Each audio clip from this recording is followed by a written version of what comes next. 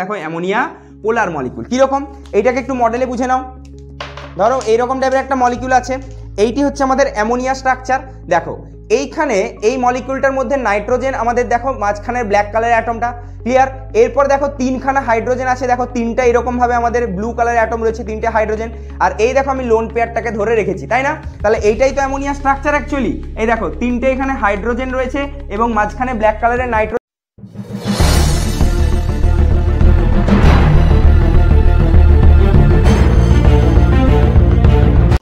তো dipole moment আলোচনার প্রথম পর্বেই আমরা দেখো আগে ডাইপোল মোমেন্ট সম্পর্কে কতগুলো বেসিক কথা বা আইডিয়া আগে জেনে নিই, তারপরে আমরা ডাইপোল মোমেন্টের কিছু গুরুত্বপূর্ণ কোশ্চেন অ্যান্সার নিয়ে আলোচনা করব এবং খুব সুন্দর কয়েকটা ট্রিক্স রয়েছে যেটা দেখে তোমরা ডাইপোল মোমেন্ট খুব সহজেই জাজমেন্ট করতে পারবে। তো আগে ডাইপোল মোমেন্ট জিনিসটা কি এইটা আমাদেরকে একটু বুঝতে হবে।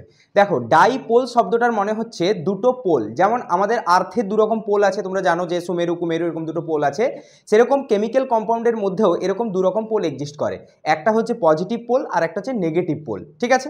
তো এই ডাইপোল মোমেন্ট হচ্ছে এই যে দুটো পোল দেখলে, মানে একটা পজিটিভ আর একটা নেগেটিভ, তাহলে এই যে দুটো অপোজিট পোল বা দুটো অপোজিট চার্জ এবং তারা যে ডিস্টেন্সটার মধ্যে সেপারেট হয়ে থাকে, তারা তো একটা নির্দিষ্ট ডিস্টেন্সে সেপারেট থাকবে, এই সেপারেশন ডিস্টেন্সটার গুণফলটাকে বলা হয় ডাইপোল মোমেন্ট। কীরকম ভাবে?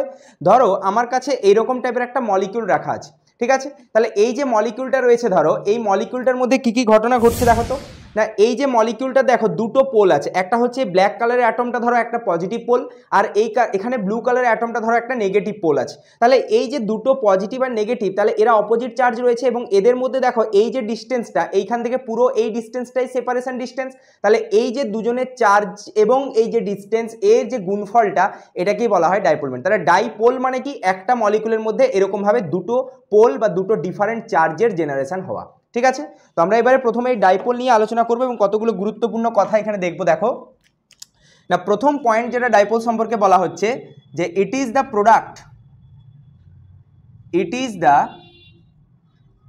Product of charge.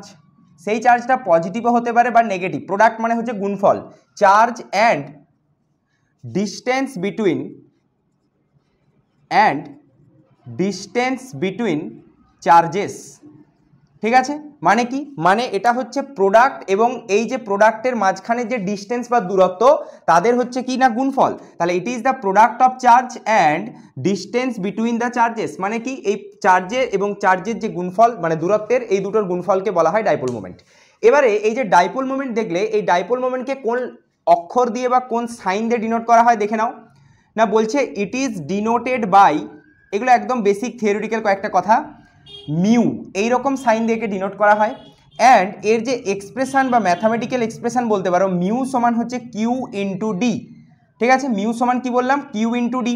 যেখানে কিউটা কি না, কিউটা হচ্ছে আমাদের এই যে চার্জ পড়লে এই চার্জ হচ্ছে আমাদের কিউ, এবং এই যে ডি পড়ছো এই ডিটাকে বলা হয় সেপারেশন ডিস্টেন্স, ঠিক আছে? মানে এই যে দুটো চার্জ তুমি পড়লে পজিটিভ এবং নেগেটিভ, এই দুটো চার্জের মাঝখানের যে দূরত্বটা, সেই মাঝখানের দূরত্বটাকে আমরা কী দিয়ে ডিনোট করব না, ডি দিয়ে ডিনোট করব। এবং এই জায়গায় আরও কয়েকটা গুরুত্বপূর্ণ কথা আছে। বলছে যদি ইলেকট্রন থাকে, ফর ইলেকট্রন, তাহলে এই মিউ এর এক্সপ্রেশনটা চেঞ্জ হয়ে যাবে ই ইন্টু ডি, ঠিক আছে? মিউ এর এক্সপ্রেশন কি হয়ে যাবে? ই ইন্টু ডি, মানে জাস্ট কিউ এর জায়গায় ই বসিয়ে দেবো, আমি ইলেকট্রনের চার্জ বসাবো। এবারে আমরা এইখানে একটা মান মনে রাখবো যে ইলেকট্রনের জন্য এই মিউ এর মান কত হয় না 4.8 ইন্টু 10⁻⁸ ইএসইউ সেন্টিমিটার, ঠিক আছে? এই মানটা আমরা একটু মনে রাখবো। এবারে এই যে ইএসইউ চার্জটা দেখতে পাচ্ছ, এই ইএসইউ হচ্ছে তোমার ইলেকট্রনের চার্জ। আমরা জেনারেলি কুলম্বে দেখে অভ্যস্ত, কিন্তু এটা ইএসইউ দেওয়া আছে, তার মানে এটা ইলেকট্রোস্ট্যাটিক ইউনিট বা স্ট্যাট কুলম্বে দেওয়া আছে, মানে সিজিএসে দেওয়া আছে, ঠিক আছে? তো এই রকম অঙ্ক কিন্তু ম্যাক্সিমাম টাইমে পড়ে, তাই এই ধরনের মানটা বলা হলো। অথবা এর আরও একটা সিস্টেম আছে, অনেক জায়গায় দেখবে লেখা থাকে এরকম ক্যাপিটাল ডি, মানে 4.8 ইন্টু ক্যাপিটাল ডি। এবারে আমরা আসছি আলোচনাতে এই ডিটার অর্থটা কি না। দেখো এই যে ডি শব্দটা, এই ডি শব্দটার অর্থ হচ্ছে ডি বাই, ঠিক আছে? এইটি হচ্ছে ডাইপোল মোমেন্টের ইউনিট।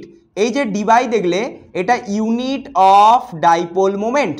এই যে ডাইপোল মোমেন্ট বলা হলো, এই ডাইপোল মোমেন্টের ইউনিট কি হলো না ডি বাই। তাহলে এই যে 4.8 ডি বাই লেখা হয়েছে, তাহলে বলো দেখি 1 ডি বাই সমান কত ইএসইউ সেন্টিমিটার? না দেখে নাও ভালো করে, 1 ডি বাই সমান 10⁻⁻18 ইএসইউ সেন্টিমিটার, তাই না? কারণ তুমি তো 10⁻⁻18 ইএসইউ সেন্টিমিটারের জায়গায় তো ডিবাই লিখেছো, 4.8 তো যেমন ছিল, তাহলে 1 ডিবাই সমান কত?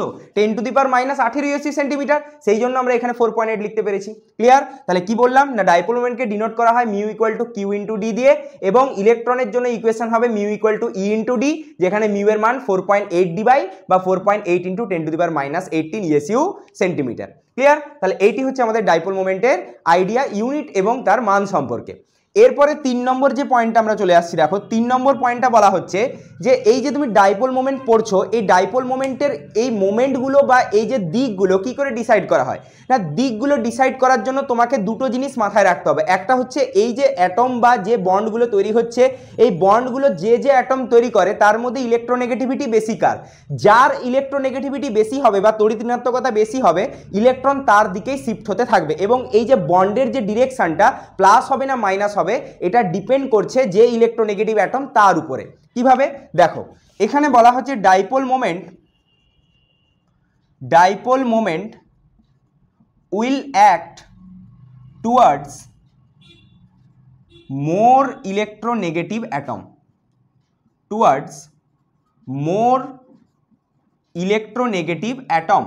কিরকম ঘটনাটা একটু দেখো ভালো করে।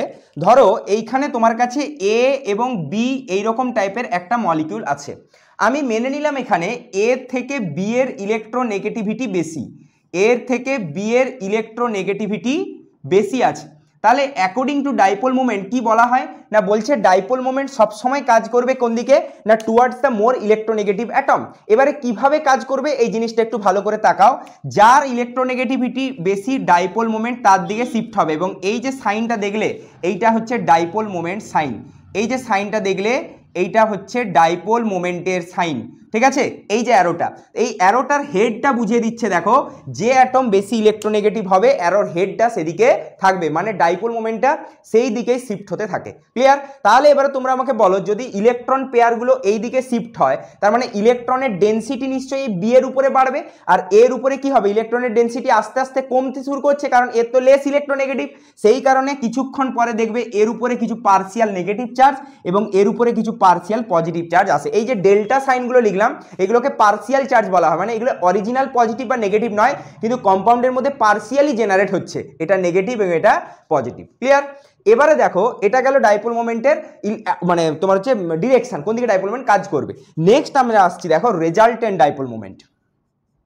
কিরকম ব্যাপারটা, রেজাল্টেন্ট বা লব্ধি তোমরা ফিজিক্সে পড়েছো ভেক্টরে, কি হয় না, ধরো একটা বিন্দু থেকে অনেকগুলো টাইপের ধরো এখানে ধরো লাইন বেরিয়ে যাচ্ছে, তাহলে আমরা কি করতাম, ভেক্টর মানে এদের যে মাঝখানে একটা কমন লাইন মেপে আমরা একটা ভেক্টর রেজাল্টেন্ট বা লব্ধি বার করতাম। ধরো আমার এখান থেকে দুটো হাত হচ্ছে আমার দুটো কম্পোনেন্ট বা উপাংশ, তাহলে এই যে দুটো উপাংশ তার আমরা লব্ধি কি বার করি, এই বরাবর আমাদের লব্ধিটা বেরোয়, তাই না? তাহলে এখানে ডাইপোল মোমেন্টেরও আমরা কিন্তু রেজাল্টেন্ট বার করব। দেখো তাহলে রেজাল্টেন্ট ডাইপোল মোমেন্ট এটার মানটা কত হতে পারে, তো এইটা বার করার আগে আমরা রেজাল্টেন্ট শব্দটার মানে হচ্ছে লব্ধি, যারা বাংলা বই পড়বে তারা লব্ধি শব্দটা দেখতে পাবে। তো এর যে মানটা, এর মানটা কিভাবে আমরা ডিফাইন করব, ধরো এই জায়গায় আমার দুটো এরকমভাবে ডাইপোল মোমেন্ট কাজ করছে, একটা মলিকিউলে ধরো μ1 ডাইপোল মোমেন্ট কাজ করছে, আর একটা মলিকিউলে ধরো এরকমভাবে μ2 ডাইপোল মোমেন্ট কাজ করছে, ঠিক আছে? তাহলে আমার রেজাল্টেন্ট ডাইপোল মোমেন্ট কোন দিকে কাজ করবে, এইভাবেই, এইটাই, তাহলে এইটা হচ্ছে আমাদের মিউ রেজাল্ট্যান্ট, বোঝা গেল? এইটি হচ্ছে আমাদের কি মিউ রেজাল্ট্যান্ট, এবং তোমরা জানো মিউ রেজাল্ট্যান্ট ধরো এর সাথে মেনে নিলাম কত কোণ করেছে, থিটা কোণ করেছে, তাহলে মিউ রেজাল্ট্যান্টের ফর্মুলা কি আছে এখানে না, মিউ রেজাল্ট্যান্টের ফর্মুলা তোমরা পড়েছো ভেক্টরে এ স্কোয়ার প্লাস বি স্কোয়ার, তুমি এটাকে এ মনে করো, এটাকে বি মনে করো, কি পড়তে a square plus b square plus 2ab cos theta, এখানে এ বির জায়গায় μ1 μ2 আছে, তাহলে কি হয়ে যাবে ফর্মুলাটা, μ1 square plus μ2 square plus 2 μ1 μ2 cos theta, ঠিক আছে? এইটি হচ্ছে আমাদের রেজাল্টেন্ট ডাইপোল মোমেন্টের ফর্মুলা। এবং এই জায়গায় একটা খুব সুন্দর আমি ট্রিক শিখে দিচ্ছি, এই ট্রিক্সটা মনে রাখবে ডাইপোল মোমেন্ট বার করার। এই যে থিটার ভ্যালুটা দেখছো, যত থিটার ভ্যালুটা বাড়বে, আমরা কোশ্চেন আনসার করবো এটার উপরে একটা, যত থিটার ভ্যালু বাড়বে দেখবে কস থিটা এই ভ্যালুটা তত কমে যাবে, এবং যত কস থিটার ভ্যালু কমবে এই ডাইপোল মোমেন্টও তত কমে যাবে। মানে এই ধরনের ট্রিক্স আমরা কেন শিখছি না, পরীক্ষাতে আমাদেরকে এত বড় সলিউশন বা রেজাল্টেন্টের এত বড় ফর্মুলা বসিয়ে ক্যালকুলেশন করতে হবে না, আমরা শুধু দেখে নেব মলিকুলের মধ্যে থিটা কার বেশি, যার থিটা বা কোনটা বেশি হবে তার ডাইপোল মোমেন্ট ড্রপ করবে, কারণ ডাইপোল মোমেন্ট কস থিটার উপর ডিপেন্ড করে, কারণ থিটা বাড়লে কি হবে, কস থিটা কমে যাবে, যার ফলে ডাইপোল মোমেন্ট কমে যাবে। ক্লিয়ার? এবারে এই যে ডাইপোল মোমেন্ট সংক্রান্ত এতগুলো তুমি কথা দেখলে, এরপরে আরেকটা খুব গুরুত্বপূর্ণ কথা নিয়ে আমরা আলোচনা করব, সেটা হচ্ছে বন্ড মোমেন্ট। আগে এই জায়গাটা নোট ডাউন করো, তারপর আমরা বন্ড মোমেন্ট এবং ডাইপোল মোমেন্টের মধ্যে কি ডিফারেন্স আছে সেটা বুঝবো। এইটা আগে নোট ডাউন করে নাও। আমরা আলোচনা করতে চলেছি, দেখো বন্ড মোমেন্ট এবং ডাইপোল মোমেন্ট খুব গুরুত্বপূর্ণ দুটো ফ্যাক্টর এগুলো।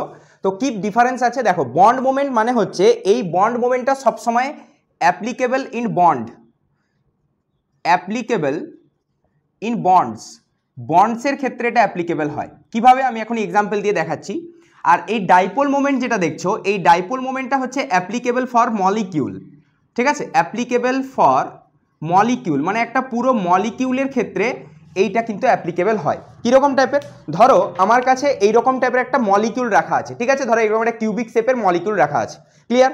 এবারে এই কিউবিক শেপের মলিকিউলটার মধ্যে তোমরা দেখতে পাচ্ছ এর মধ্যে এরকম টাইপের বন্ড, এরকম টাইপের বন্ড আছে। এরকম কটা বন্ড, একটা দুটো তিনটে চারটা, এদিকেও একটা দুটো তিনটে চারটা পাঁচটা ছটা সাতটা আটটা বন্ড রয়েছে এখানে, ঠিক আছে। তাহলে এদিকে চারটা, তার মানে দেখো 1 2 3 4, ওপরে চারটা বন্ড আছে। তারপরে কোথায়, এখানে দুটো, তাহলে চারটা দিয়ে ছটা, ছটা দিয়ে আটটা, আটটা দিয়ে 10খানা বন্ড বা 12টা বন্ড রয়েছে এখানে। সে যাই হোক, বন্ড যটা থাক।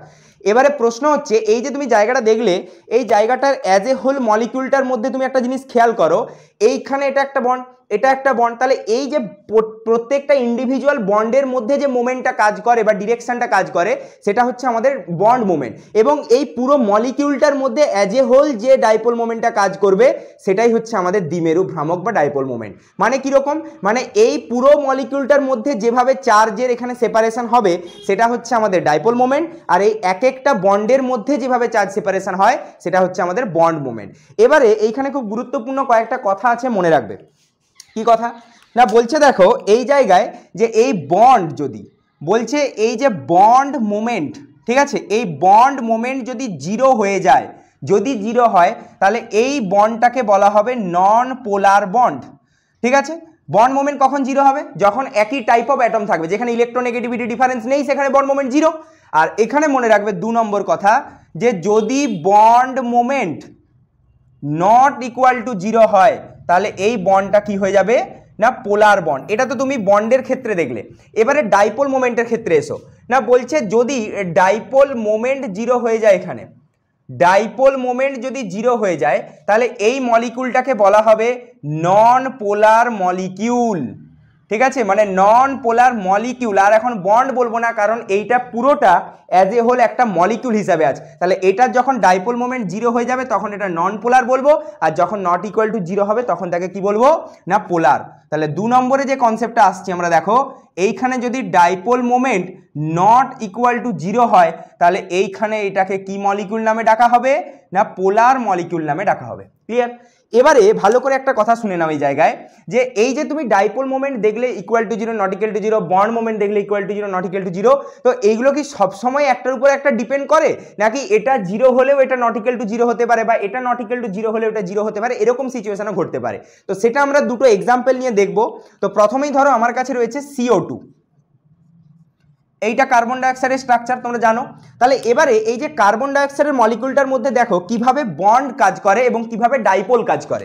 তাহলে এই কার্বন অক্সিজেনের মাঝখানে তোমরা জানো অক্সিজেনের ইলেকট্রোনেগেটিভিটি বেশি, তাহলে এর দিকে কি কাজ করবে এখন না এরকম ভাবে বন্ড মোমেন্টটা শিফট হবে, আবার এর দিকে কি হবে না এইরকম ভাবে বন্ড মোমেন্টটা শিফট হবে। তার মানে দেখো এদের এই যে দুটো বন্ড আছে, তাহলে দুটো বন্ডের মধ্যে কি বন্ড মোমেন্ট জিরো হয়েছে না, বন্ড মোমেন্ট কিন্তু নট ইকুয়াল টু জিরো আছে, কারণ এটা একটা সেপারেট বন্ড, এটা একটা সেপারেট বন্ড, এর দিকে ইলেকট্রন যাচ্ছে এর দিকে ইলেকট্রন যাচ্ছে, তাহলে বন্ড মোমেন্ট জিরো নয়।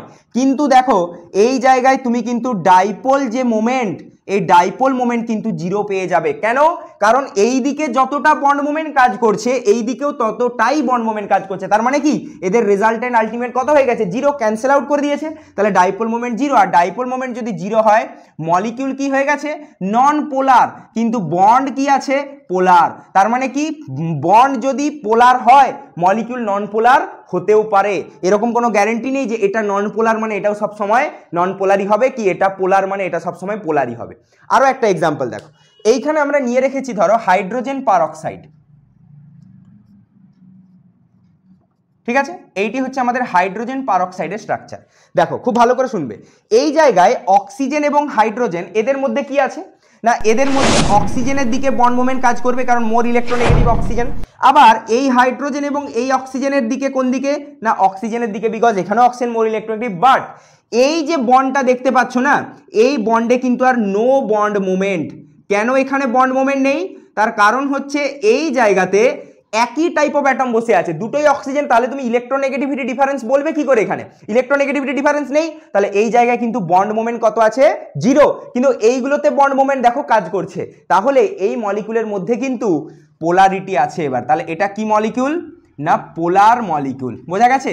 এখানে তো কেউ ক্যান্সেল আউট হয়নি, এ তো এদিকে আসছে, ও তো একই দিকে আসছে, তার মানে কি যুক্ত হচ্ছে। তাহলে এটা মলিকিউলটা কি পোলার, তাহলে পোলার মলিকিউল হলে তার dipole moment not equal to zero.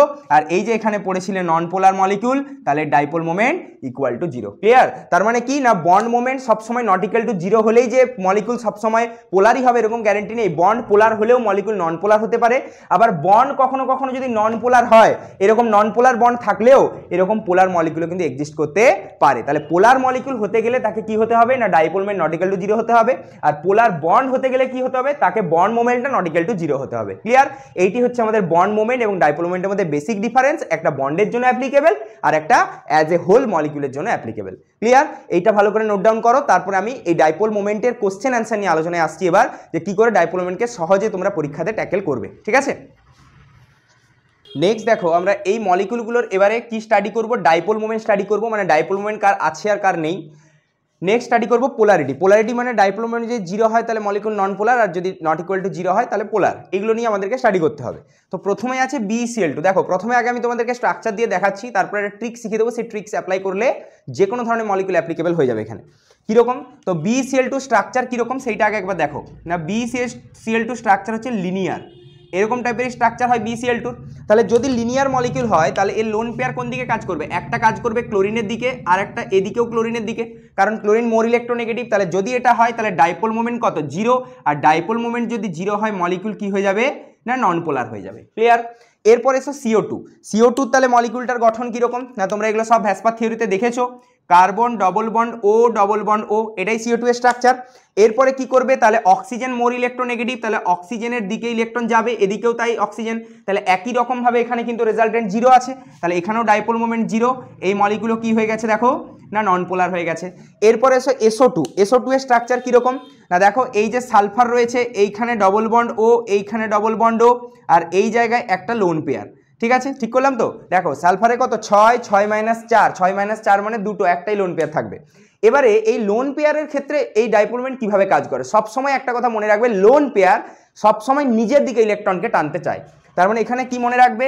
Lone pair always attract electron cloud towards itself.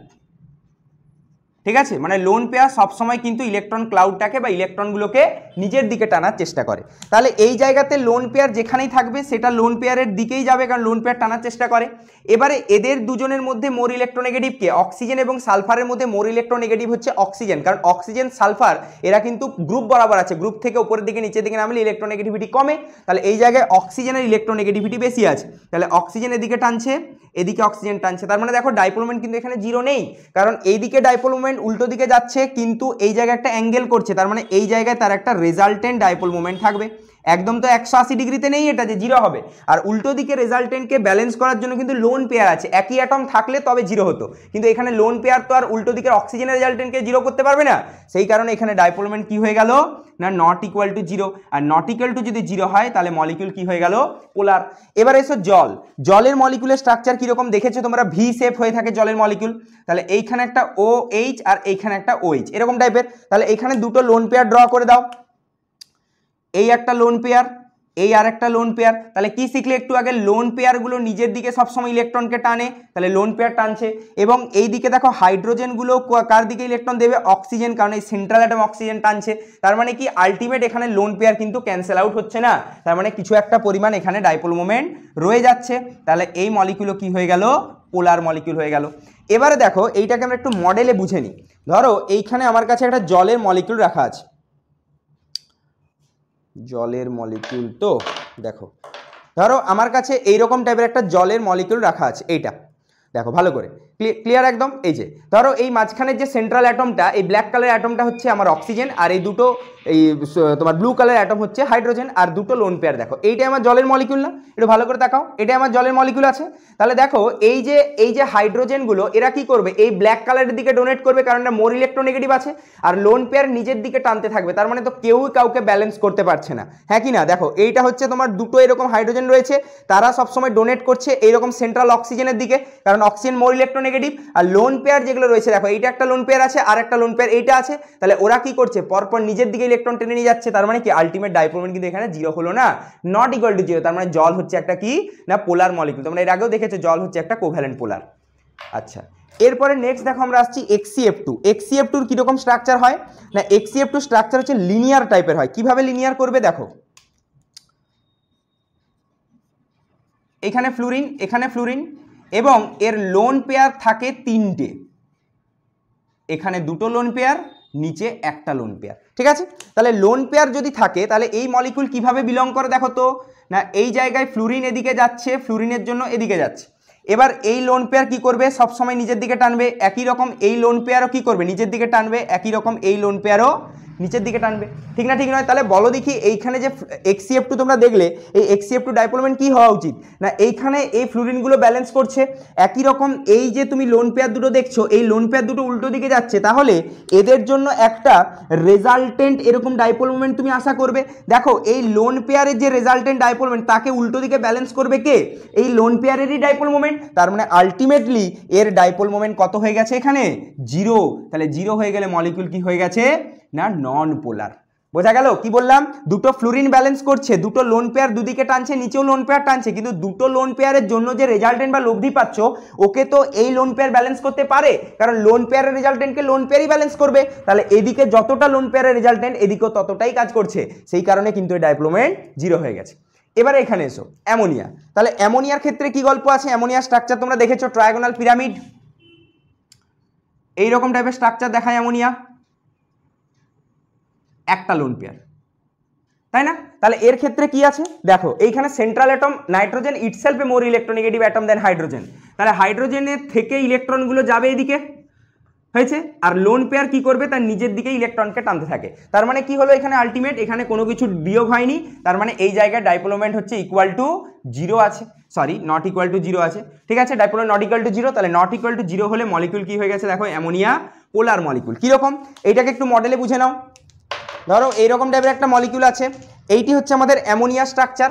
দেখো এইখানে এই মলিকিউলটার মধ্যে নাইট্রোজেন আমাদের দেখো মাঝখানের ব্ল্যাক কালারের অ্যাটমটা ক্লিয়ার, এরপর দেখো তিনখানা হাইড্রোজেন আছে, দেখো তিনটা এরকমভাবে আমাদের ব্লু কালারের অ্যাটম রয়েছে, তিনটে হাইড্রোজেন, আর এই দেখো আমি লোন পেয়ারটাকে ধরে রেখেছি, তাই না। তাহলে এইটাই তো অ্যামোনিয়া স্ট্রাকচার অ্যাকচুয়ালি, এই দেখো তিনটে এখানে হাইড্রোজেন রয়েছে এবং মাঝখানে ব্ল্যাক কালারের নাইট্রোজেন এবং ওপরে লোন পেয়ার, তাহলে এই মলিকিউলটাই হচ্ছে নাইট্রোজেন। দেখো ডাইপোল মোমেন্ট কিন্তু নট ইকুয়াল টু জিরো আছে, ক্লিয়ার অ্যাকচুয়ালি।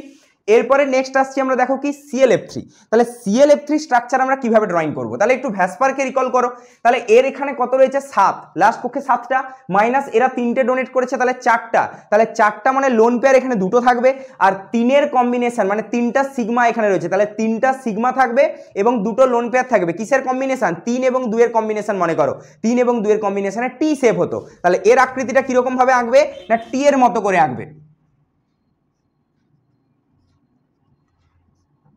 এইটা ওপরে একটা লোন পেয়ার, নিচে একটা লোন পেয়ার এঁকে দিলে। এবারে দেখো ভালো করে কি ইন্টারেস্টিং ঘটনা ঘটে না, এই ক্লোরিন এবং ফ্লুরিন এদের মধ্যে ইলেকট্রোনেগেটিভিটি কে সব থেকে বেশি হচ্ছে ফ্লুরিন। ফ্লুরিন গোটা পর্যায় সারণীর সব থেকে বেশি ইলেকট্রোনেগেটিভ এলিমেন্ট। দেন এই দিকেও তাহলে ফ্লুরিন টানবে, এই দিকেও ফ্লুরিন টানবে, এই দিকেও লোন পেয়ার টানবে, এই দিকেও লোন পেয়ার টানবে, লোন পেয়ার নিজের দিকে টানে। তাহলে এই যে দুটো লোন পেয়ার দেখছো, এই দুটো লোন পেয়ার তো পরস্পরকে ব্যালেন্স করে দিয়েছে, কারণ 180-তে বসে আছে। এবারে এই জায়গাটা ভালো করে শোনো, এইখানে দুটো ফ্লুরিন এরকম সার্টেন একটা অ্যাঙ্গেল তৈরি করে ডাইপোল মোমেন্ট দেখাচ্ছে, এটা একটা সার্টেন অ্যাঙ্গেল আছে। তাহলে এই যে অ্যাঙ্গেলটা আছে, তাহলে এর ফলে এদের এদিকে কি কাজ করবে, একটা মিউ রেজাল্টেন্ট কাজ করবে। তাহলে এই যে মিউ রেজাল্টেন্ট কাজ করবে, দেখো উল্টো দিকে যে ফ্লুরিন আছে সেটাকে ব্যালেন্স করতে পারবে, কারণ এই যে রেজাল্টেন্টটা তুমি পেলে এটা দুটো ফ্লুরিনের জন্যই তৈরি হলো। তাহলে উল্টো দিকের ফ্লুরিনে তাকে ব্যালেন্স করে দিল, তার মানে কি এলো, আলটিমেট ডাইপোল মোমেন্ট 0 চলে এলো। ঠিক আছে, তাহলে এর ডাইপোল মোমেন্ট ইকুয়াল টু 0। তাহলে ডাইপোল মোমেন্ট 0 হয়ে গেলে মলিকিউল কি হয়ে যায়, নন পোলার হয়ে যায়। ক্লিয়ার? এরপরে এসো SF4। SF4 এর গঠন কিরকম ছিল দেখেছো তোমরা এর আগে, ডিস্টর্টেড টেট্রাহেড্রাল বা সিস। তাহলে সিস কিরকম দেখতে, এইখানে একটা ফ্লুরিন, এইখানে একটা ফ্লুরিন, আর ওপরে একটা লোন পেয়ার থাকে। ঠিক আছে, তাহলে এই যে সিস জিওমেট্রি দেখলে, এই সিস কি হতে পারে, দেখো এই দিকের ফ্লুরিন কি করছে, এখানে যাচ্ছে, এর জন্য এদিকে যাচ্ছে, এই দুটো ফ্লুরিন একে অপরকে ব্যালেন্স করে দিয়েছে। কিন্তু এইবারে মজার ঘটনা দেখো, এই দিকের ফ্লুরিন আর এই দিকের ফ্লুরিন যেমন টানে সেরকম টানছে, কিন্তু এদের জন্য যে রেজাল্টেন্ট কাজ করছে, দেখো এদের জন্য এই দিকে একটা রেজাল্টেন্ট কাজ করে, এইটি হচ্ছে মিউ রেজাল্টেন্ট। একে কিন্তু উল্টো দিকে থাকা লোন পেয়ার আর ব্যালেন্স করতে পারবে না, কারণ এদিকে তো রেজাল্টেন্ট পেয়েছো তুমি ফ্লুরিনের জন্য, উল্টো দিকে যদি ফ্লুরিন থাকতো তবে তো তাকে ব্যালেন্স করবে, উল্টো দিকে লোন পেয়ার আছে, তাহলে একে ব্যালেন্স করতে পারছে না, যে কারণে কিন্তু এই যে SF4 মলিকিউল এ কিন্তু আর নন পোলার হচ্ছে না, আর সার্টেন ডাইপোল মোমেন্ট থেকে যাবে। তাহলে এর কি হলো, dipole moment not equal two 0, তাহলে মলিকিউল হয়ে গেল কি দেখো, পোলার। ক্লিয়ার? এরপরে নেক্সট আমরা দেখো আসছি XCF4 নিয়ে আলোচনা করিনি একটু। XCF4, তাহলে XCF4 এর ক্ষেত্রে কি দেখতে পাবে, তাহলে XCF4 এর স্ট্রাকচারটা একটু ডিফাইন করো। স্ট্রাকচার কি ছিল XCF4 এর, না স্কোয়ার প্ল্যানার টাইপ জিওমেট্রি ছিল, তাই না? তাহলে স্কোয়ার প্ল্যানার শেপ কিরকম হয়, এইরকম 4 কোণে 4টা ফ্লুরিনকে ড্রয়িং করে দাও, এইটা ওপরে একটা লোন পেয়ার থাকে এবং নিচে একটা লোন পেয়ার থাকে। তাহলে খুব সিম্পল ডিজাইন এটার, কিরকম ভাবে দেখো না, এই ফ্লুরিনটা এই দিকে নিচের দিকে টানছে, এই ফ্লুরিনটা এই দিকে টানছে, তাহলে এই দিকের ফ্লুরিন আর এই দিকের ফ্লুরিন ব্যালেন্স করে দিয়েছে একে অপরকে। এবারে এই দিকের ফ্লুরিন টানছে নিজের দিকে, এই দিকের ফ্লুরিন টানছে নিজের দিকে, তাহলে এই ফ্লুরিন ব্যালেন্স করে দিয়েছে। এবারে দেখো লোন পেয়ারের গল্পটা কি আছে, না এই লোন পেয়ার সবসময় নিজের দিকে টানে ইলেকট্রন, আর নিচের দিকের লোন পেয়ারও কি হবে, নিজের দিকে টানবে। তার মানে কি হচ্ছে গল্পটা অ্যাকচুয়ালি, যে এইখানে সমস্ত অ্যাটমগুলোই একে অপরকে ব্যালেন্স করে রেখে দিয়েছে। তাহলে ব্যালেন্স করে যখন রেখে দেয়, তার মানে ডাইপোল মোমেন্ট কি হচ্ছে, আলটিমেট 0। তাহলে যখন 0 হয়ে যাবে, এই মলিকিউল কি হয়ে যাবে, না পোলার মলিকিউল হয়ে যাবে। ক্লিয়ার? তাহলে এইগুলো আমরা বেসিক সেন্স বা বেসিক আইডিয়া থেকে দেখলাম যে মলিকিউলের মধ্যে পোলারিটি কিভাবে আসে এবং কখন মলিকিউল পোলার হবে এবং নন পোলার হবে। কিন্তু এত কিছু আইডিয়া আমরা পরীক্ষাতে লাগাবো না, তার জন্য একটা ট্রিক্স আমি পরে শেখাচ্ছি, এবং সেই ট্রিক্স দিয়ে কিছু কোশ্চেন আমরা করবো, দেখবে যেগুলো থেকে কিন্তু আমাদের খুব সহজেই আমরা মলিকিউলের পোলারিটি জাজমেন্ট করতে পারবো। আগে এই জায়গাটা, বেসিক জায়গাটা নোট ডাউন করো, তারপর আমি ট্রিক্সে আসছি। দেখো আমরা এই ডাইপোল মোমেন্টগুলোকে খুব সহজে ক্যালকুলেট করার বা মলিকুলার পোলারিটি ক্যালকুলেট করার একটা খুব সুন্দর ট্রিক্স এখানে শিখবো। এই ট্রিক্সটাতে যদি আমরা অ্যাপ্লাই করতে পারি, উইদিন এ সেকেন্ড আমরা কিন্তু বলে দিতে পারবো কোন মলিকুল ডাইপোল মোমেন্ট আছে আর কোন মলিকুলার ডাইপোল মোমেন্ট নেই, অর্থাৎ পোলারিটি জাজমেন্ট করতে পারবো। তো অ্যামেজিং ট্রিক্সের মধ্যে কি দেখবো আমরা প্রথমেই তুমি দেখবে যে যদি সেম সাইড অ্যাটম থাকে, সেম সাইড অ্যাটম মানে কি, মানে কোনো একটা সেন্ট্রাল অ্যাটমে ধরো 4খানাই অ্যাটম একই আছে, ধরো মনে করো তুমি CH4 মিথেন, তাহলে মিথেন যদি রয়েছে, তাহলে মিথেনের যে একটা কার্বন, তাহলে তার সাথে 4টা হাইড্রোজেনই আছে, সেম অ্যাটম। তাহলে same side atom plus 0 lone pair, মানে লোন পেয়ার যদি কিছু না থাকে, এটা একটা কম্বিনেশন। 2 নম্বর মনে রাখবে, যদি দুটো সিগমা এবং 3টে লোন পেয়ার, এরকম আমরা থিওরি পড়ে এসেছি, ভ্যাসপারের থিওরি ভালো করে দেখে নেবে, ক্লাস আছে এর আগে আমার করানো। 3 নম্বর যদি দেখো যে 4টা সিগমা এবং 2টো লোন পেয়ার, ঠিক আছে, এই যদি কম্বিনেশনগুলো তুমি দেখতে পাও, কি বললাম না, same side atom plus 0 lone pair, 2টো সিগমা 3টে লোন পেয়ার, কিংবা 4টা সিগমা 2টো লোন পেয়ার, এই 3টে কম্বিনেশনের ক্ষেত্রে সবসময় মনে রাখবে ডাইপোল মোমেন্ট হয়ে যাবে ইকুয়াল টু 0 অলওয়েজ। তাহলে এই 3টে কম্বিনেশনে হবে ইকুয়াল টু 0। তাহলে অল আদার কম্বিনেশনস, তাহলে অন্য যদি কম্বিনেশনস থাকে, তাহলে সেখানে কি হবে, dipole moment not equal two 0, মানে অন্য কম্বিনেশনে মলিকুলগুলো কি হয়ে যাবে, পোলার, আর এই 3খানা কম্বিনেশনে মলিকুল কি হবে, নন পোলার। ক্লিয়ার? তাহলে same side atom plus 0 lone pair, 2 sigma 3টে লোন পেয়ার, 4টা সিগমা 2টো লোন পেয়ার, এই কম্বিনেশনগুলো থাকলে তবে মলিকুলের মধ্যে নন পোলার আসবে, মানে ডাইপোল মোমেন্ট ইকুয়াল টু 0। আর যদি এই কম্বিনেশন 3টে বাদ দিয়ে অন্য যে কোনো কম্বিনেশন থাকুক তাহলে সেখানে ডাইপোল মোমেন্ট হবে নট ইকুয়াল টু 0, অর্থাৎ মলিকুল হয়ে যাবে পোলার।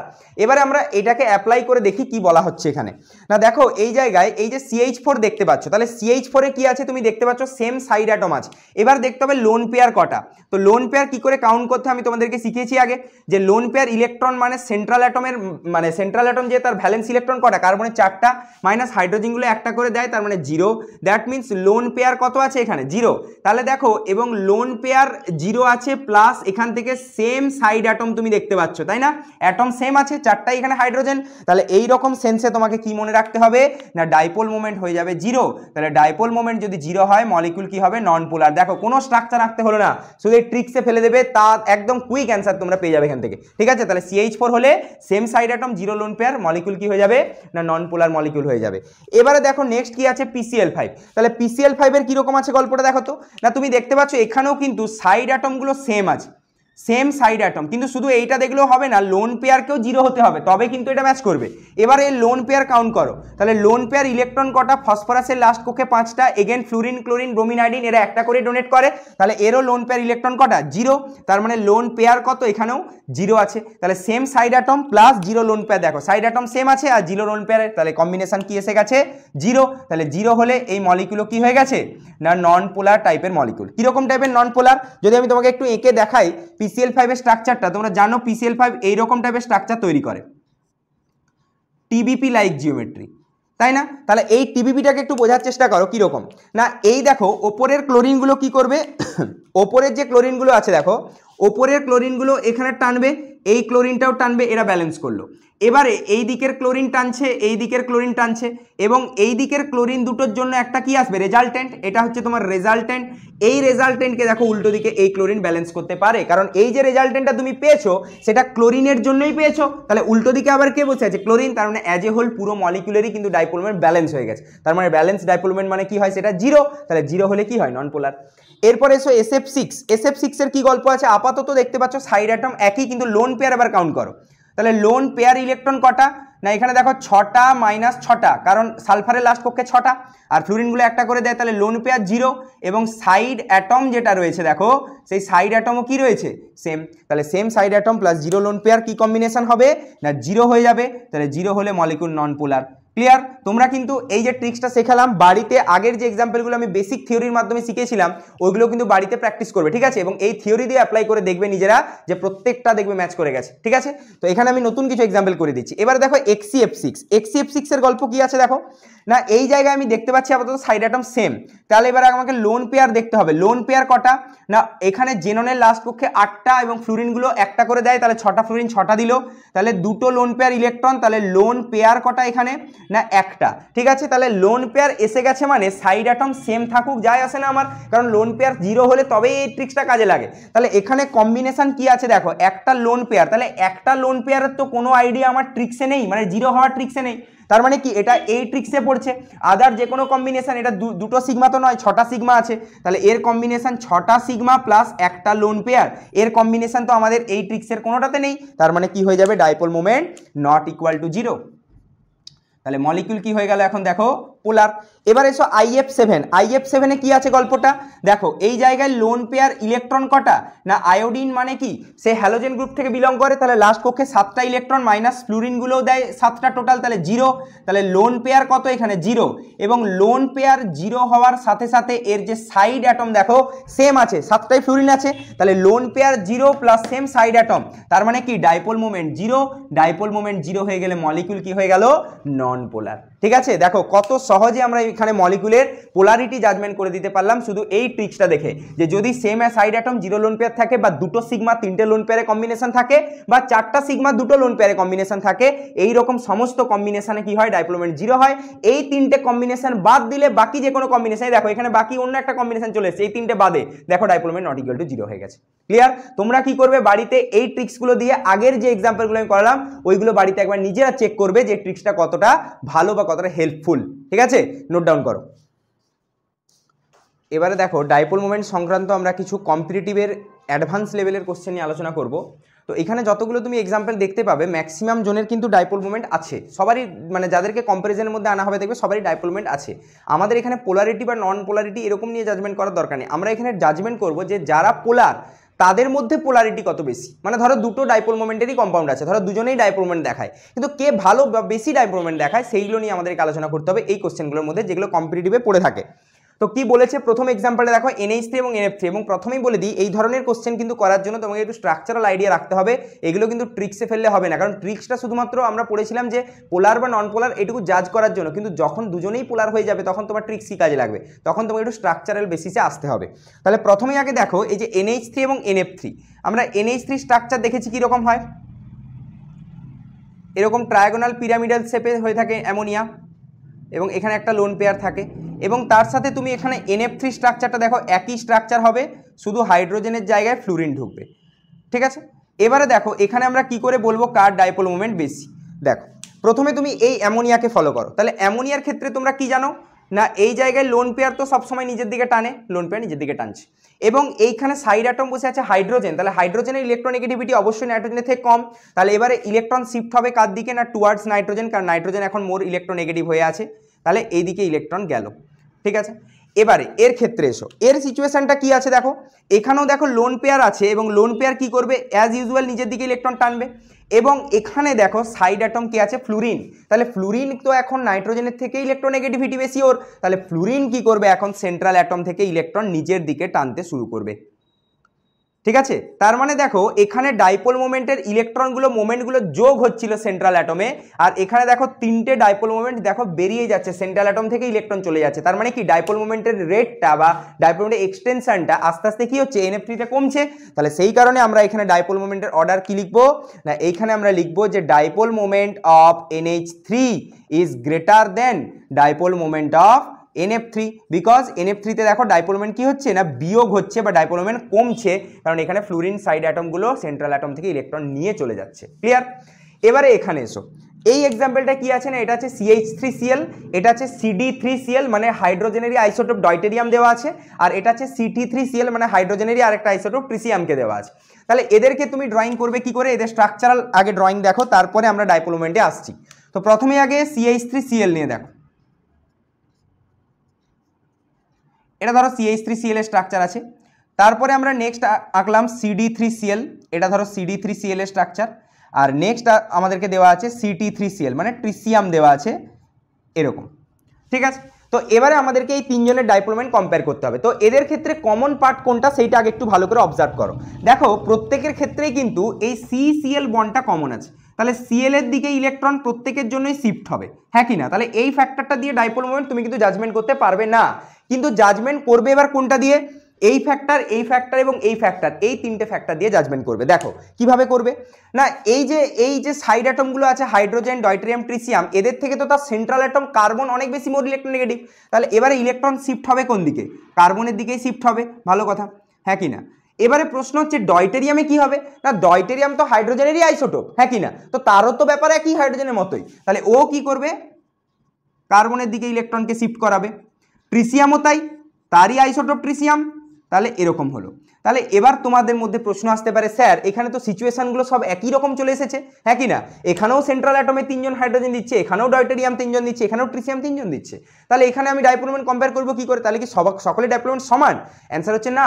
কেন সমান নয়, তার কারণ হচ্ছে দেখো এই যে তুমি দেখবে ইলেকট্রন ডোনেটিং এফেক্ট বা ইলেকট্রন ডোনেটিং ক্যাপাসিটি বলতে পারো সব থেকে বেশি হচ্ছে ট্রিসিয়াম, তারপরে হচ্ছে ডয়টেরিয়াম এবং তারপরে হচ্ছে হাইড্রোজেন, ঠিক আছে। এইটি হচ্ছে ইলেকট্রন ডোনেটিং ক্যাপাসিটি, মানে ইলেকট্রন বেশি ভালো ডোনেট করতে পারে কে, ট্রিসিয়াম, দেন হাইড্রোজেন, দেন ডয়টেরিয়াম, দেন হাইড্রোজেন। এটা আমরা ক্লাস 11-এরই সেমিস্টার 2-তে দেখবে যেখানে জিওসি বা জেনারেল অর্গানিক কেমিস্ট্রি পড়ানো হয়, সেখানে ইন্ডাকটিভ বলে একটা ফ্যাক্টর পড়বো আমরা, সেখানে এই জিনিসটা নিয়ে ভালো ডিসকাশন করা হবে, যেখানে বলা হবে দেখবে ট্রিসিয়ামের ইন্ডাকটিভ বা প্লাস আই ইফেক্ট বলা হবে একটা জিনিস, ওটা অনেক বেশি, সেই কারণে ও বেশি ইলেকট্রন ডোনেট করতে পারে। তাহলে এখানে সিচুয়েশন তিনটা একই রকম মনে হলেও ইলেকট্রনের এক্সটেন্ট অফ ডোনেশন বা বেশি পরিমাণে ইলেকট্রন ডোনেট করছে কোন কম্পাউন্ড, এই CT3Cl, ঠিক আছে। তাহলে ডাইপোল মোমেন্ট সব থেকে বেশি কার হয়ে যাবে না এই CT3Cl এর, তারপরে কে আসবে CD3Cl আসবে, এবং সবার লাস্টে কে আসবে না ডাইপোল মোমেন্ট CH3Cl। ক্লিয়ার? তাহলে Ct3Cl সর্বপ্রথম, দেন CD3Cl, তারপরে CH3Cl, কারণ ট্রিসিয়াম বেশি ইলেকট্রন ডোনেট করেছে, দেন ডয়ট্রিয়াম, দেন হাইড্রোজেন। ক্লিয়ার? আচ্ছা, এরপরে এই কোশ্চেনটাতে এসো, খুব ভালো কোশ্চেন এটা। তো কি বলা আছে এখানে দেখো, 4টে কম্পাউন্ড দেওয়া আছে, দিয়ে তোমাকে বলেছে এখান থেকে যে এদের ডাইপোল মোমেন্ট কম্পেয়ার করতে। তো আমরা এখানে কি করব আগে ভালো করে একটু দেখে নাও। তো এখানে কম্পাউন্ডটা কি দেওয়া আছে, CH3Cl, প্রথমেই দেওয়া আছে ক্লোরোমিথেন। এটা কিসের স্ট্রাকচার না ক্লোরোমিথেনের স্ট্রাকচার। দেন দেওয়া আছে দেখো CH2Cl2, এটা কিসের স্ট্রাকচার, এটা হচ্ছে ডাইক্লোরোমিথেনের স্ট্রাকচার। তারপরে দেওয়া আছে দেখো CHCl3, এটা কিসের স্ট্রাকচার, এটা হচ্ছে ক্লোরোফর্মের স্ট্রাকচার। আর তারপরে কি দেওয়া আছে CCl4 দেওয়া আছে, এইটা কিসের স্ট্রাকচার না কার্বন টেট্রাক্লোরাইডের স্ট্রাকচার। ঠিক আছে? তো দেখো, তো আমরা এই 4টা কম্পাউন্ডের ডাইপোল মোমেন্ট কি করে ডিজাইন করব বা কি করে জাজমেন্ট করব। তো প্রথমেই দেখো এদের ক্ষেত্রে কমন পার্টটা আগে নোট ডাউন করে নাও। প্রত্যেকেরই দেখো এই CCl বন্ডটা প্রত্যেকের ক্ষেত্রে কমন আছে। দেখো এই CCl বন্ডটা প্রত্যেকের ক্ষেত্রে কমন আছে। তাহলে এখানে আনকমন পার্টগুলো কোনগুলো সেগুলো আমাকে খুঁজে বার করতে, ওটাই আমাকে অ্যান্সার করতে হেল্প করবে। দেখো এই জায়গায় 3টে হাইড্রোজেন কি করছে, কার্বনের দিকে ডোনেট করছে, কারণ কার্বন মোর ইলেকট্রোনেগেটিভ হাইড্রোজেনের থেকে। এখানে কি হচ্ছে দেখো, একটা কার্বন ডোনেট করছে এবং 2টো ক্লোরিন নিজের দিকে টানছে, হ্যাঁ কি না? একটা কার্বন ডোনেট করছে এবং 2টো ক্লোরিন নিজের দিকে টানছে। এখানে কি হচ্ছে, 2টো হাইড্রোজেন ডোনেট করছে এবং একটা ক্লোরিন নিজের দিকে টানছে। আর এখানে কি হচ্ছে, এখানে কেউ ডোনেট করার নেই, সবই নিজের দিকে টেনে নিচ্ছে ক্লোরিনগুলো। তাহলে তোমরা নিজেরাই বলো, এখানে 3জন ডোনেট করছিল এবং 1জন টানছিল, মানে একটা ক্লোরিন টানছিল, যদিও এটা কমন 3-4 জনের ক্ষেত্রেই। এখানে 2জন ডোনেট করছে, 2জন টানছে। দেখো 2জন ডোনেট করছে কার্বনকে, 2জন কার্বন থেকে টেনে নিয়ে যাচ্ছে। এখানে 1জন মাত্র ডোনেট করছে এবং 3টা ক্লোরিন টেনে নিয়ে যাচ্ছে। আর এখানে ডোনেট করার কেউই নেই, 4টা ক্লোরিন টেনে নিয়ে চলে যাচ্ছে ইলেকট্রন। তার মানে ইলেকট্রন ডেনসিটি সব থেকে বেশি কোথায়, এই জায়গায়, কারণ 3জন ডোনেট করেছে, 1জন টানছে। এখানে 2জন ডোনেট করেছে, 2জন টানছে, একটু কমে গেল। এখানে 1জন ডোনেট করেছে, 3জন টানছে, আরও কমে গেল। আর এখানে ডোনেটই হয়নি, 4জনই টেনে নিয়ে যাচ্ছে, মানে ইলেকট্রন ডেনসিটি আরও কমে গেল। তাহলে যত ইলেকট্রন ডেনসিটি কমবে তত ডাইপোল মোমেন্ট আস্তে আস্তে কমে যাবে। তাহলে সব থেকে কম ডাইপোল মোমেন্ট কার হবে, এর, আর সব থেকে বেশি হবে এর। তাহলে মিউ অফ CH3Cl সব থেকে বেশি, তারপরে কি আসবে CH2Cl2, তারপরে CHCl3 এবং সর্বশেষ CCl4। ঠিক আছে? খুব ভালো কোশ্চেন, প্র্যাকটিস করে রাখবে, নোট ডাউন করে নাও। পরে দেখো আরও 3টে খুব ভালো প্রশ্ন নিয়ে আমরা আলোচনায় আসছি এবার। তো এরকম টাইপের SH বা থায়োসালফেট গ্রুপ লাগানো আছে, আর এখানে CN বা সায়ানাইড গ্রুপ লাগানো আছে বেঞ্জিন রিংয়ের সাথে। তো এদের ডাইপোল মোমেন্ট কী করে কম্পেয়ার করতে হয় ভালো করে একবার দেখে নাও। তাহলে এইটি হচ্ছে SH, যেটা অনেকের ভুল হয়, এইখানে সালফার এবং হাইড্রোজেনের বন্ডটা অবশ্যই ড্রয়িং করবে, না হলে কিন্তু ডাইপোল মোমেন্ট ড্রয়িং করতে ভুল হবে তোমাদের। আর এইখান থেকে CN, এটার ক্ষেত্রেও বক্তব্য তাই আছে, C এর সাথে যে N এর বন্ডটা, এটা ট্রিপল বন্ড থাকে, এখানেও তাই C এর সাথে N এর বন্ডটা ট্রিপল বন্ড থাকে। এইবার দেখো ডাইপোল মোমেন্ট জাজমেন্ট করবে কি করে। না দেখো এইখানের যে বন্ডটা আছে, এটা হাইড্রোজেন এবং সালফারের মধ্যে সালফারের ইলেকট্রোনেগেটিভিটি স্বাভাবিকভাবে বেশি আছে, এখানেও তাই আছে, সালফারের ইলেকট্রোনেগেটিভিটি বেশি আছে। এবারে এই যে দুটো বন্ড দেখছো, এইটা এবং এইটা, এইখানে কার্বন বসে আছে, তাহলে কার্বন এবং সালফারের মধ্যে বেশি কার, অবশ্যই সালফারের। তার মানে এইখানে দেখো আলটিমেট কিন্তু ডাইপোল মোমেন্ট কোথাও ক্যান্সেল আউট হলো না, তার মানে এর ডাইপোল মোমেন্ট কিন্তু জিরো হয়নি, এর dipole moment not equal to zero হয়ে আছে। এবারে এই কম্পাউন্ডটার ক্ষেত্রে এসো, দেখো এর ক্ষেত্রে কি হচ্ছে না, প্রথমে এই কার্বন এবং নাইট্রোজেনের মধ্যে দেখো নাইট্রোজেনের ইলেকট্রোনেগেটিভিটি বেশি, তাহলে নাইট্রোজেনের দিকে এর ইলেকট্রন পেয়ার শিফট হয়ে গেল বা বন্ড মোমেন্ট হয়ে গেল। কিন্তু ভালো করে খেয়াল রাখবে, এইখানে কিন্তু আর কোনোভাবে এরকম অ্যারো দেখাবে না, কারণ এইখানেও কার্বন আছে, এইটাও কার্বন, তাহলে দুটো কার্বনের মধ্যে কি কখনো আমরা বন্ড মোমেন্ট দেখাতে পারবো? ইলেকট্রোনেগেটিভিটি ডিফারেন্সই তো নেই এদের মধ্যে, তার মানে এই জায়গায় কোনো রকমভাবে বন্ড মোমেন্ট অ্যারো শো করবে না, যেটা এখানে আমরা সালফার কার্বনে দেখিয়েছিলাম। তার মানে এর জন্য যতটা CN ডাইপোল মোমেন্ট এদিকে টানছে এদিকেও টানছে, তার মানে একই হয়ে গেলে ডাইপোল মোমেন্ট কত, জিরো। তাহলে এটাই আমাকে কম্পেয়ার করতে দিয়েছিল যে ডাইপোল মোমেন্টের অর্ডার কার বেশি, না এই কম্পাউন্ডটা ডাইপোল মোমেন্টের অর্ডার বেশি হয়ে যাবে। ক্লিয়ার? কেন হলো আশা করি বোঝা গেছে।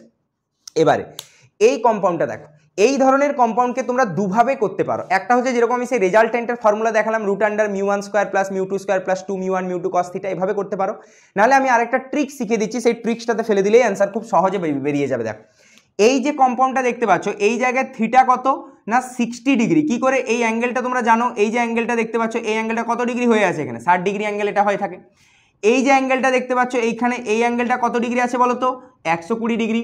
আর এই যে অ্যাঙ্গেলটা দেখতে পাচ্ছ, এই অ্যাঙ্গেলটা কত ডিগ্রি হয়ে আছে এখানে, 180 ডিগ্রি, তাই না? তাহলে এখানে থিটা 60, এই জায়গায় থিটা হচ্ছে 120, আর এই জায়গায় থিটা কত 180। তাহলে একটা ট্রিক্স আমি শিখিয়েছিলাম তোমাদেরকে, দেখবে যে যত থিটা বেশি হবে তত কস থিটার ভ্যালু কমে যাবে, তত মিউ এর ভ্যালুও কমে যাবে। এই ট্রিক্সটা মনে রাখবে।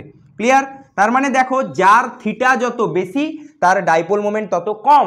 তাহলে থিটা এখানে বেশি কার? এই কম্পাউন্ডার। তাহলে সব থেকে কম ডাইপোল মোমেন্ট কার হবে? এই কম্পাউন্ডার সব থেকে কম ডাইপোল মোমেন্ট। তারপরে দেখো থিটা কার বেশি? না দেখো তারপরে থিটা আছে 120, তাহলে 180 পরে 120 একটু কমেছে অ্যাঙ্গেল, তাহলে কস থিটা একটু বেড়ে গেছে, তখন মিউ একটু বেড়েছে। আর এই যে 60 আছে দেখো 60-এর ক্ষেত্রে কিন্তু থিটার ভ্যালু এদের সকলের থেকে কম, তাহলে সকলের থেকে যদি কম হয় তাহলে কস থিটা কি হবে? ওখানে থিটা কম মানে কস থিটা বেশি, কস থিটা বেশি মানে মিউ বেশি। এটা তোমরা যদি ওই রকম রেজাল্টেন্ট वाला ফর্মুলাটাতে ফেলো, তোমরা দেখবে এই যে কম্পাউন্ড আছে না, এর মিউ রেজাল্টেন্টের ভ্যালু আসবে √3 ইন্টু মিউ। ঠিক আছে, মানে 1.71, √3 ভ্যালু কত? 1.71। বাড়িতে একবার করে দেখবে। এর যে ভ্যালুটা আসবে, এর যে ভ্যালুটা আসবে এইটা তোমরা দেখতে পাবে একদম এক্স্যাক্টলি মিউ। ঠিক আছে, মানে 1 ইন্টু মিউ। আর এর যে ভ্যালুটা দেখবে 0। কেন 0? কারণ এটা এমনিও দেখে বুঝতে পারছো এটা পরস্পর ক্যান্সেল আউট হয়ে যাবে, তাই না?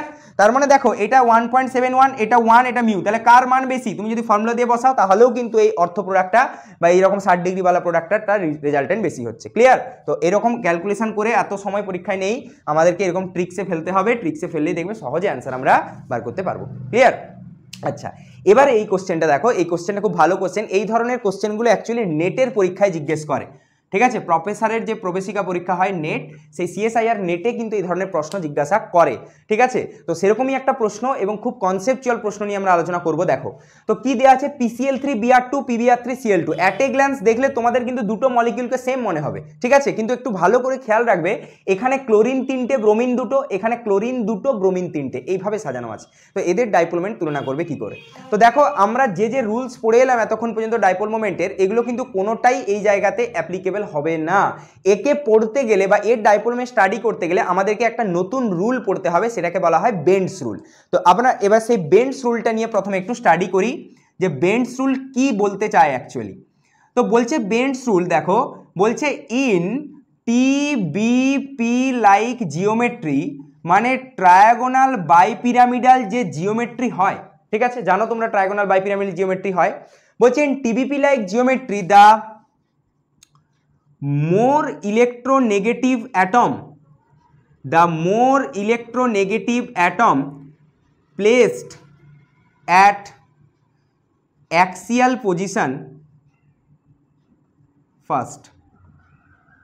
ঠিক আছে, তাহলে প্রথমে কি বলতে চাইলো, যে বলছে যে সমস্ত অ্যাটমগুলোর ইলেকট্রোনেগেটিভিটি বেশি আছে তাদেরকে প্রথমেই আগে কোন পজিশনে দিতে হবে? অ্যাক্সিয়াল পজিশনে দিতে হবে, তারপরে আমরা ডাইপোল মোমেন্ট পড়াটা স্টার্ট করব। তাহলে আগে আমি এই দুটো মলিকুলের আগে স্ট্রাকচার ড্রয়িং করি, তারপরে আমরা দেখো কিভাবে এখান থেকে স্টার্ট করছি। তো এইখানে TBP লাইক জিওমেট্রি মানে তোমরা কিরকম জানো? এরকম টাইপের জানো, হ্যাঁ কি না? এটাই আমাদের TBP লাইক জিওমেট্রি, এটা আমরা এর জন্য ড্রয়িং করব। আর একটা TBP লাইক জিওমেট্রি এঁকে রাখো, এরকম 3টে ইকুইটোরিয়াল আর 2টো অ্যাক্সিয়াল বন্ড থাকে। এবারে কি বলছে ভালো করে শোনো, বলছে এইখানে PCl3Br2 এর মধ্যে তোমরা জানো যে ইলেকট্রোনেগেটিভিটি কার বেশি? ইলেকট্রোনেগেটিভিটি যদি আমি তোমাকে লিখে দিই এখানে, অবশ্যই তোমরা বলবে যে স্যার ক্লোরিনের ইলেকট্রোনেগেটিভিটি বেশি আছে দেন ব্রোমিন, তাই না? তাহলে বলছে অ্যাকর্ডিং টু বেন্ডস রুল যার ইলেকট্রোনেগেটিভিটি বেশি তাকে আগে অ্যাক্সিয়াল পজিশনে দাও। তাহলে অ্যাক্সিয়াল পজিশন কোনগুলো? এইটা এবং এইটা অ্যাক্সিয়াল পজিশন, তাহলে আগে অ্যাক্সিয়াল পজিশনে ক্লোরিনকে দিয়ে দাও, কারণ ক্লোরিন মোর ইলেকট্রোনেগেটিভ আছে। এবার তোমার মধ্যে প্রশ্ন আসলো, স্যার এখানে ক্লোরিন তো 3টে আছে, তাহলে আরেকটা ক্লোরিন চান্স তো আমার কিছু নেই, ওকে বাধ্যতামূলক আমাকে তাহলে এবার দিতে হবে কোথায়? না ইকুইটোরিয়ালে দিতে হবে। এই 3টে বন্ডকে ইকুইটোরিয়াল বন্ড বলা হয়, তাই না? কিন্তু প্রথমে তুমি আগে ইকুইটোরিয়ালে বসাতে পারবে না, তোমাকে আগে অ্যাক্সিয়াল গুলো কভার করে আসতে হবে, তারপরে যদি অ্যাটম বেঁচে যায় তখন বাধ্যতামূলক ইকুইটোরিয়ালে বসাতে হবে। ক্লিয়ার? এবারে দেখো ব্রোমিন কটা আছে, দেখো ব্রোমিন 2টো, তাহলে ব্রোমিন এখানে কি হয়ে গেল, এই জায়গায় একটা ব্রোমিন বসে যাবে এবং এইখানে দেখো আরেকটা ব্রোমিন বসে যাবে। ঠিক আছে, দুটোই ব্রোমিনের জন্য দেখো দুটো বন্ড ফাঁকা ছিল। এবারে এখানটাতে এসো, এখানটাতে কি বলেছে না 3টে ব্রোমিন 2টো ক্লোরিন, তাহলে এগেন ক্লোরিন তো মোর ইলেকট্রোনেগেটিভ, তাহলে ক্লোরিন গুলোকে আগে দেখো অ্যাক্সিয়ালে দিয়ে দাও। এইখানে ক্লোরিন, এইখানে ক্লোরিন, দেখো এখানে আর সমস্যা নেই কারণ ক্লোরিন আমার দুটোই ছিল, অ্যাক্সিয়ালও দুটোই আছে। তাহলে এবারে কি হবে, ব্রোমিন, দেখো ব্রোমিন 3টে আছে, 3খানা ইকুইটোরিয়াল বন্ড ফাঁকা আছে, তাহলে এই জায়গায় একটা ব্রোমিনকে দিয়ে দাও,